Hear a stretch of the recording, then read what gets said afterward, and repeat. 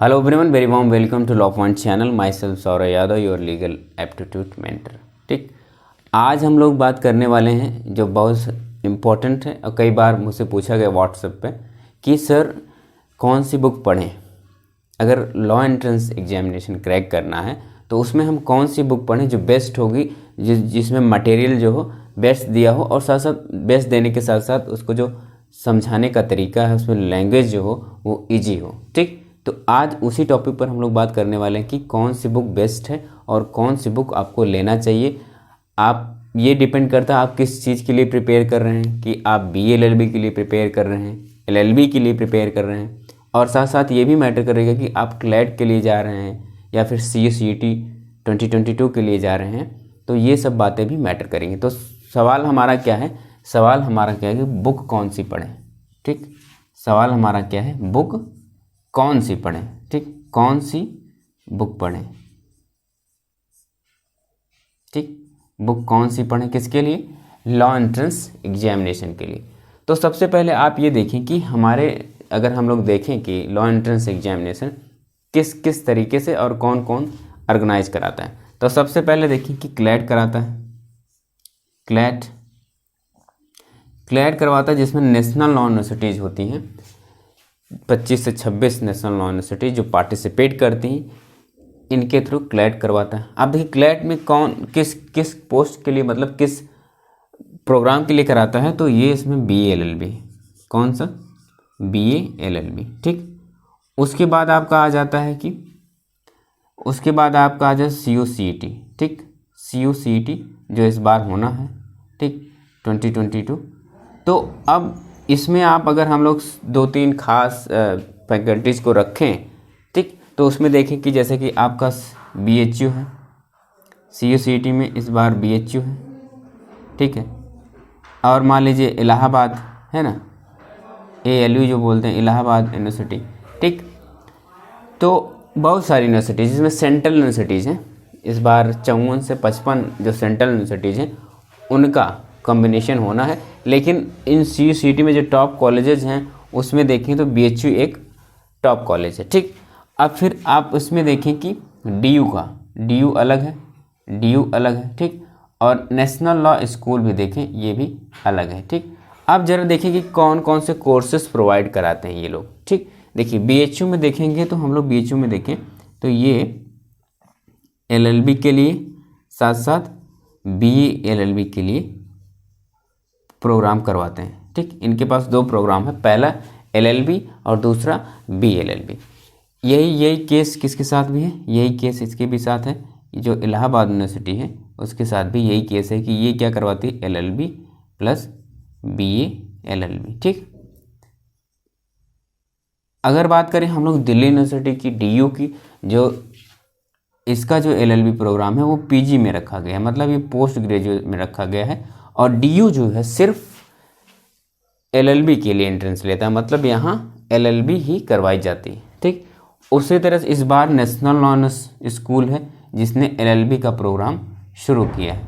ठीक, तो अगर ये देख रहे हैं, ये सब एक मोटा स्ट्रक्चर है कि कौन से कॉलेजेस हैं हमारे पास और कौन कौन से कॉलेजेस क्या क्या प्रोग्राम करवाते हैं। अब इन्हीं के थ्रू हम लोग एनालिसिस करेंगे। चलिए, सबसे पहले देखिए कि क्लैट में देखिए, क्लैट में कौन लोग आते हैं।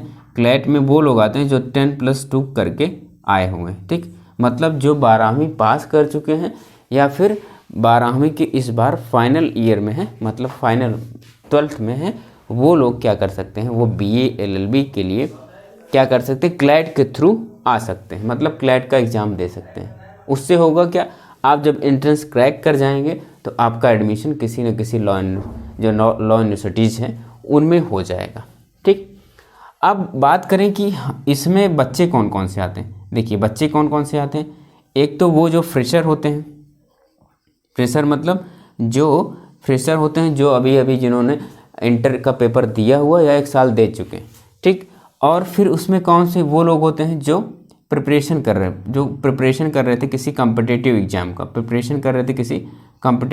का, जैसे कि SSR, navy, X group, Y group या NDA, वो वाले लोग हो गए। और फिर इसमें देखिए कि इसी फ्रेशर में कौन है कि एक तो वीकर सेक्शन है, ठीक है, एक तो रैंकर है, जैसे कि जिन्होंने रैंक लिया है, जैसे कि यूपी बोर्ड में या सीबीएसई बोर्ड में, आईसीएसई बोर्ड में, तो आपने देखा एक रैंकर होते हैं जो बच्चे अच्छे होते हैं, ठीक। रैंकर का यहाँ मतलब है जो बच्चे अच्छे होते हैं, और दूसरा वो होते हैं जो बच्चे वीक होते हैं, ठीक। यहाँ भी ये कैटेगराइजेशन ज़रूरी है। और फिर अब अगर आप देखें तो एक तबका और है, एक ग्रुप और है जो गैप वाला है, जिन्होंने ड्रॉप लिया था, ठीक। ये 3 लोग हैं, ये सब एक ड्रॉपर हैं और एक फ्रेशर लोग हैं और एक प्रिपरेशन करने वाले बच्चे हैं। अब यही लोग कहाँ बीए एलएलबी के एग्ज़ाम के लिए अगर क्लैट के थ्रू जा रहे हैं, मान लीजिए आप क्लैट की प्रिपरेशन कर रहे हैं, तो ये 3 बच्चे इस 30, अगर आप पूरा कंप्लीट एनालिसिस करें, इस तरीके की एनालिसिस आपको यूट्यूब पर नहीं मिलेगी, ठीक। जो एनालिसिस यहाँ दी जा रही है आपको समझना पड़ेगा। एग्ज़ाम का जो एक लेवल है उसको समझकर ही एग्ज़ाम की तैयारी की जा सकती है। तो इसमें हम बात कर रहे थे कि ये जो कैटेगराइजेशन है उसमें देखिए, अगर हम अब सिर्फ सिलेबस की बात करें, सिलेबस में 50 से लेकर 70% तक, ठीक है, 50 से लेकर 70% तक आपका लीगल पूछा जाता है, मतलब लॉ पूछी जाती है। और प्लस 30% में आपका कौन सा पोर्शन है, जिसमें आपसे मैथ, इंग्लिश, जीएस, है ना, करंट, ये सब सारे क्वेश्चन पूछ लिए जाते हैं। इसका मतलब ये हुआ कि लीगल है जो वो पढ़ना पड़ेगा, और लीगल किसी के लिए पुराना तो है नहीं, मतलब पुराना किसके लिए हो जाए, जो ड्रॉपर हैं इनके लिए पुराना हो गया, एक बार इन्होंने लीगल कुछ ना कुछ पढ़ रखा। लेकिन अब इनके लिए भी ना, ये देखिए फ्रेशर्स जो है इनके लिए भी नया है, जो प्रिपरेशन कर रहे हैं उनके लिए भी नया है। तो इसका मतलब कि लीगल के पोर्शन के लिए सभी को अच्छे से फोकस करना है। अब कौन फोकस करता है, जो इंटर में, अब देखिए यूपी बोर्ड वाले जिनका हिंदी माध्यम रहा है उनको इंग्लिश से कहीं लेना देना नहीं, तो उनके लिए टफ हो गया। अब यहाँ क्योंकि क्लैट के जो पेपर होते हैं वो लैंग्वेज क्या होती है उसकी, इंग्लिश में, लैंग्वेज क्या होती है, इंग्लिश में। तो एटलीस्ट जब भी आप लॉ पढ़ेंगे वो इंग्लिश में आपसे क्वेश्चन पूछे जाएंगे, ठीक। मल्टीपल चॉइस के क्वेश्चन होते हैं आपके पास, तो इंग्लिश लैंग्वेज आपको ठीक ठीक आनी चाहिए। ठीक ठीक आने का क्या मतलब है, कि मतलब ये कि आप जैसे इंग्लिश में कॉम्प्रिहेंशन करते हैं, ठीक करते हैं सर, तो इंग्लिश में कॉम्प्रिहेंशन कैसे करते हैं, क्या आपको एकदम पूरी तरीके से इंग्लिश आती है? नहीं सर, आप यही कहेंगे, हाँ या ना, ठीक, आप कहेंगे कि नहीं सर। तो क्या ज़रूरत है कि सिर्फ ये ज़रूरत है कि कंप्रहेंशन समझने के लिए, मतलब इंग्लिश समझ, वो मतलब आप समझ सके, समझने के लिए क्या करना होगा, आपको लीगल चीज़ें पढ़नी होगी, ठीक। मतलब लीगल प्रिंसिपल्स पढ़ने होंगे, जो कॉन्सेप्ट है लीगल में वो चीज़ें हम लोग बुक के थ्रू पढ़ेंगे, या फिर आपने कहीं कोचिंग ले रखी है तो वो तो ठीक है, अदरवाइज़ नहीं ले रखी है तो मैं बता रहा हूँ कि आपको बुक्स कौन से फॉलो करने हैं, कैसे कैसे इस चीज़ को करना है। चलिए, तो आप ये बात समझ गए कि अब जो ये बीए एलएलबी का पूरा एनालिसिस हो चुका है। अभी हम लोग बुक पे आएंगे। आइए अब बात करते हैं यहाँ CUCET जो 2022 होना है, जिसमें 54 यूनिवर्सिटीज़ पार्टिसिपेट करनी है, तो उसमें BHU भी है, इलाहाबाद यूनिवर्सिटीज़ भी है, और अलग अलग स्टेट में अलग अलग सेंट्रल यूनिवर्सिटीज़ हैं, वो भी पार्टिसिपेट करेंगी, ठीक।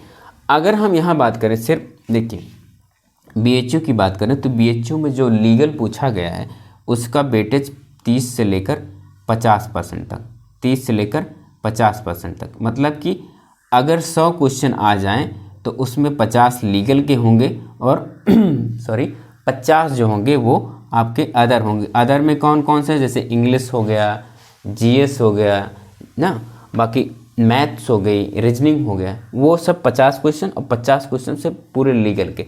तो इसका मतलब फिर वही बात यहाँ आती है कि जो यहाँ भी पेपर कैसा होता है, इंग्लिश में होता है, जो लीगल का होता है। जो BA LLB में BHU का पेपर था वो इंग्लिश में था, अगली बार NTA ने कंडक्ट करवाया, इससे पहले भी जो पेपर हुए हैं वो सब इंग्लिश में हो। तो इसका मतलब कि आप 12th BA LLB आप हमेशा याद रखिएगा, ये 10वीं पास वाले, मतलब 12वीं पास वाले जिन्होंने 12th कंप्लीट कर लिया है, या इस बार उन्होंने 12th का पेपर दिया हुआ है। तो बेसिकली आप ये देखेंगे कि इसमें क्या है कि 50%, जो 50% लीगल आने हैं उसके लिए आपको प्रिपरेशन करनी होगी, और 50% में किनको फ़ायदा हो जाएगा इस 50% वाले में, मतलब 50 क्वेश्चन में, इनको जिन्होंने प्रिपरेशन की या जो ड्रॉपर हैं, ये 2 लोग, ये इन्होंने 1 साल छोड़ा है प्रिपरेशन करके, या 1 साल से प्रिपेयर कर रहे हैं, और जो या फिर जो प्रिपरेशन कर रहे थे किसी कम्पिटिटिव एग्जाम की, उन दोनों लोगों को यहाँ फ़ायदा होता है। कहाँ फ़ायदा होता है?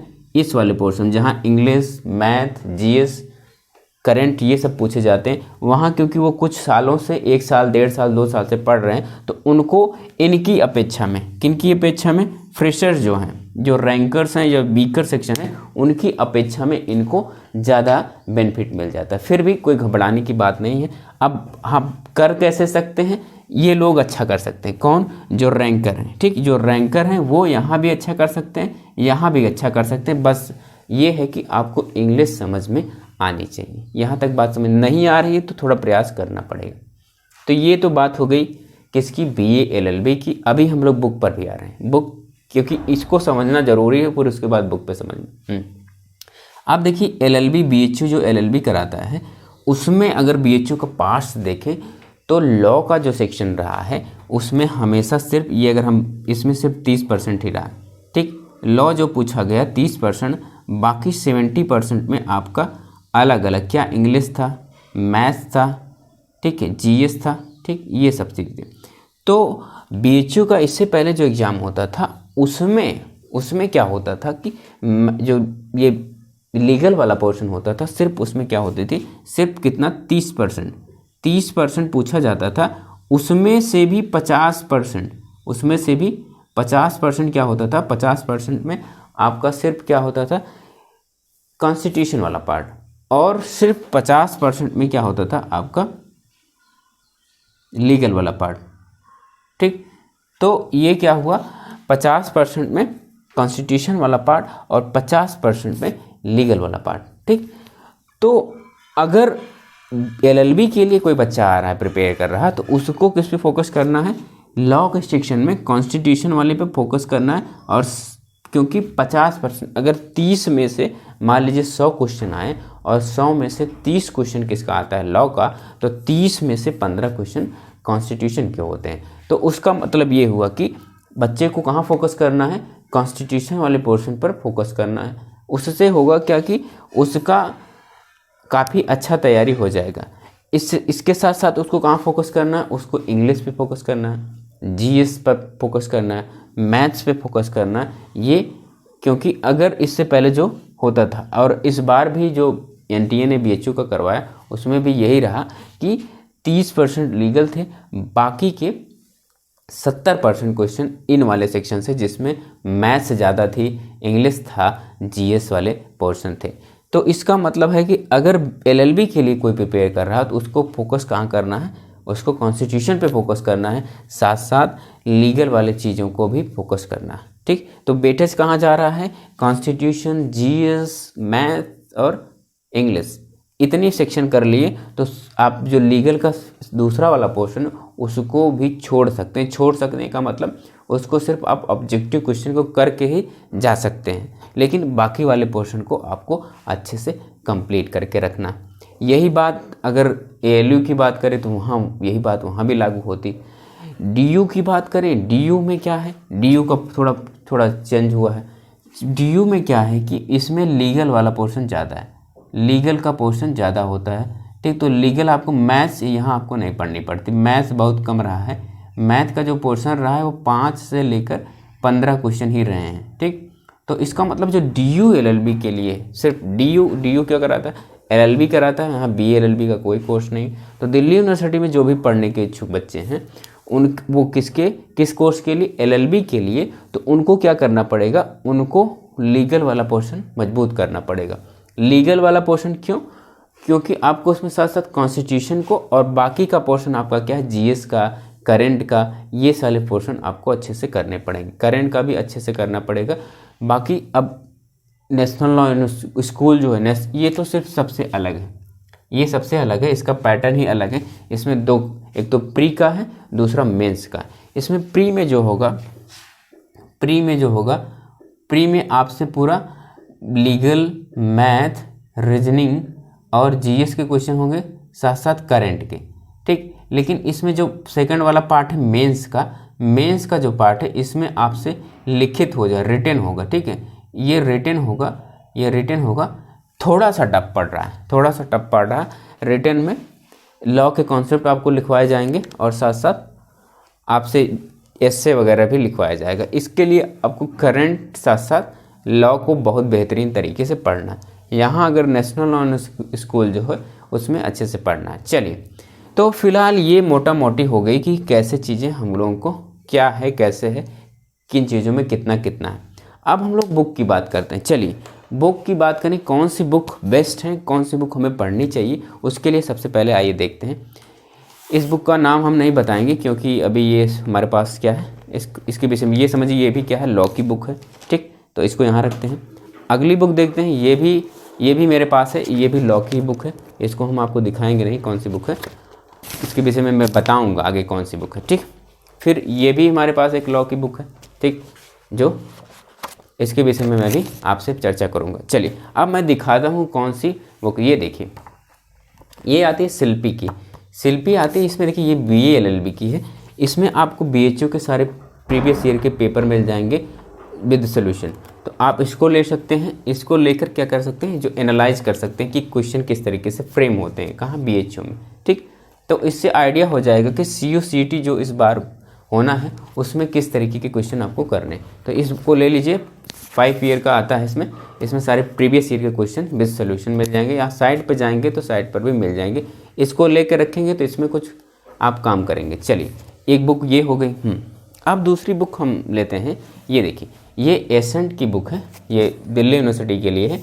कहने को तो दिल्ली यूनिवर्सिटी के लिए, लेकिन इसमें कॉन्सेप्ट जो दिए हुए हैं हर अब ये DU में भी चलेगा, आपका CU CET 2022 में भी चलेगा। जो लोग जो LLB के लिए प्रिपेयर कर रहे हैं वो इसको ले सकते हैं। इसमें लैंग्वेज थोड़ी सी टफ होगी, और बाकी इसमें एक खासियत ये है कि सारा इसमें आपको सारे मटेरियल मिल जाएंगे। ठीक, मैथ, GS, रीजनिंग, लॉ के सब कुछ मिल जाएंगे। इस बुक को आप परचेज करके अपनी प्रिपरेशन कर सकते हैं। कौन लोग, जो LLB के लिए प्रिपरेशन कर रहे हैं। ठीक, बेस्ट बुक है, आप इसको कर सकते हैं। चलिए, और अगली बुक जो है बहुत फेमस बुक है, जिसको आप शायद जानते भी होंगे। ये देखिए, ये बुक है यूनिवर्सल पब्लिकेशन की, जो क्लैट के लिए है, क्लैट के बच्चों के लिए जो क्लैट कर रहे हैं, ये BA LLB के लिए। साथ साथ ये LLB के लिए भी उतनी ही बेनिफिशियरी है जितना क्लैट के BA LLB के लिए। ठीक, तो जो बच्चे BA LLB के लिए कर रहे हो सिर्फ, या फिर LLB के लिए कर रहे हैं, इस बुक को ले सकते हैं। इसमें सारे टॉपिक कवर हैं और प्रीवियस ईयर के क्वेश्चन भी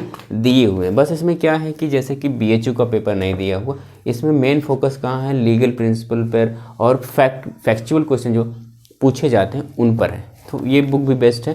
अगर चाहें तो BA LLB वाले और LLB वाले दोनों बच्चों इसको ले सकते हैं, इसमें कोई दिक्कत नहीं है। ये बुक भी आपके लिए बेस्ट है। चलिए, अब बात करते हैं कि अब ये, लेकिन दिक्कत ये है कि जो अभी हमने बुकें बताई हैं वो सब इंग्लिश में थी। अब मुद्दा ये है कि जो हिंदी वाले बच्चे हैं उनके लिए क्या हो, तो हिंदी वाले बच्चे, जैसे कि अब जो LLB में जो पेपर होता है वो हिंदी इंग्लिश दोनों में होता है ना, यहाँ लेकिन DU LLB में सिर्फ पेपर इंग्लिश में होता है, हिंदी में नहीं होता। नेशनल लॉ स्कूल अभी कुछ बताया नहीं है, शायद इसका भी पेपर इंग्लिश में ही हो।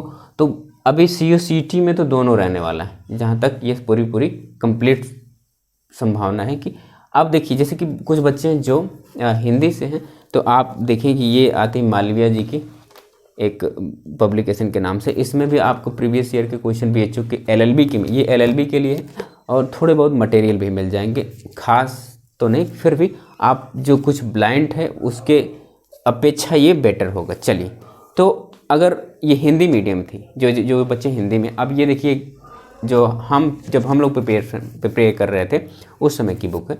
तो ये भी आती है, किरण पब्लिकेशन की आती थी। इसमें भी आपको बहुत सारे फैक्ट मिल जाएंगे। एटलीस्ट आप इसको पढ़ के आप चीज़ों को समझ सकते हैं। और एक भी आप मार्केट में देखा होगा, जो बुक आपको मार्केट में मिल जाती है, कौन सी, अरिहंत की बुक मिल जाती है, वो भी ठीक है, हिंदी माध्यम से जो भी बच्चे हैं। और सारे पब्लिकेशंस हैं जो मटेरियल छापते हैं, लेकिन जिसमें से अरिहंत वाला बेस्ट है, तो आप अरिहंत का भी ले सकते हैं। ठीक, अदरवाइज जैसे कि कुछ बच्चे जो हैं जो LLB के लिए आ रहे हैं, वो पहले से प्रिपरेशन करते हुए कंपटीशन की तैयारी करते हैं, तो उनके लिए सिर्फ ये है कि लॉ वाला जो चीज़ है, लॉ वाले, उसके लिए आप क्वेश्चन कर लें, क्वेश्चन कहीं से भी उठा लें, आप उसके लिए क्वेश्चन कहाँ से उठा सकते हैं, जैसे कि हमने बताया एसेंट वाली बुक से, उसमें क्वेश्चन दिया हुआ लगभग 500 से 600 क्वेश्चन लीगल वाले, बाकी उसको कर लीजिए। और बाकी आप जो करते होंगे, जैसे कि जो कंपटीशन वाले वो इस बुक को पढ़ते होंगे, लूसेंट, ठीक है, ये लूसेंट है, ये पूरा, ये तो इंग्लिश में है, बाकी आपके पास हिंदी होगी। तो जो भी LLB के लिए आ रहे हैं, जिन्होंने अभी तैयारी प्रिपरेशन कर रहे थे किसी एग्जाम के लिए, वनडे एग्जाम के लिए, तो वो इस बुक के साथ कंटिन्यू कर सकते हैं। वहाँ कॉन्स्टिट्यूशन वाला पोर्शन पढ़ेंगे, बाकी GS वाला पोर्शन पढ़ेंगे, मैथ, इंग्लिश आपने जैसा पहले आप देते आ रहे तो वैसे ही होगा। बस ये होगा कि जो लीगल वाला पोर्शन है उसके लिए आप कोई बुक ले लीजिएगा, चाहे वो हिंदी वाले हैं तो अरिहंत के ले लीजिएगा, बाकी इंग्लिश वाले हैं तो एटलीस्ट आप पेपर ले लीजिएगा और साथ साथ क्वेश्चन ले लीजिएगा कि लीगल वाले पोर्शन का 500-600 जो क्वेश्चन आपको मिल जाए बुक से, इस एसेंट वाले में दी हुई है वो, लेकिन वो इंग्लिश में, हिंदी में आप कहाँ मिलेगा, वही आप जो भी हम बुक बताएं, मालवीय एकेडमी की है, सॉरी मालवीय एकेडमी की नहीं, ये किरण की है और एक मालवीय प्रकाशन के नाम से वो है, तो उसको आप चीज़ें उसको लेकर क्वेश्चन नोट डाउन कर सकते हैं, तो आप अपने प्रिपरेशन कर सकते हैं। ठीक, तो आप समझ गए कि कौन सी बुक किनको किनको पढ़ना है। तो मोटा मोटी ये सब चीज़ें थी, आप अपने प्रिपरेशन को कैसे धार दे सकते हैं उसके लिए आप इस चैनल के प्लेलिस्ट में जाएं, बहुत सारी वीडियो पड़ी हुई जो आपको गाइड करती हैं, आपको कैसे कैसे चीज़ें करनी है, क्या क्या चीज़ें कैसे पढ़नी। ठीक, तो आज की क्लास में बस इतना ही। जो भी आपके सुझाव होंगे, जो आपके प्रॉब्लम्स होंगे, उसको आप कमेंट में ज़रूर छोड़िएगा और इस वीडियो को ज़्यादा से ज़्यादा लोगों तक शेयर करें, ताकि जो बच्चे कोचिंग नहीं ले सकते तो वो सिर्फ बुक लेकर अपनी प्रिपरेशन को सही मुकाम पर पहुँचें और अपनी सफलता को चूमें। चलिए, इसी सब शुभकामनाओं के साथ, शुभ आशाओं के साथ आपसे विदा लेता हूं और आशा करता हूं आपसे जल्द मुलाकात होगी एक नए वीडियो के साथ जो आपके लिए बेनिफिशियरी हो। Thank you.